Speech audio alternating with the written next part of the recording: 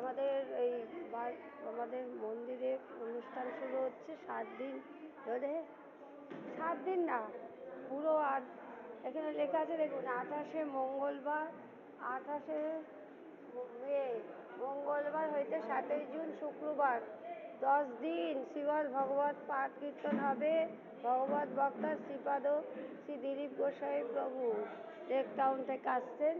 সবাই আসবেন। আমাদের অনুষ্ঠান আনন্দের খবর, সবাই আসবেন। আনন্দ অনুষ্ঠানে এইমাত্র প্রোগ্রাম হলো, সবাই আসবেন।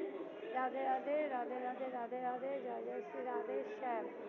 হরে কৃষ্ণ কৃষ্ণ কৃষ্ণ হরে হরে, হরে রাম রাম রাম হরে হরে। এই যে সাধুগুরু প্রশ্ন, রাধে রাধে। এই যে এই আলোটাকে খাওয়াটা খেয়ে নিই। এই যে দেখো, আমাদের রাধা কৃষ্ণ সিঙ্গার হয়েছে।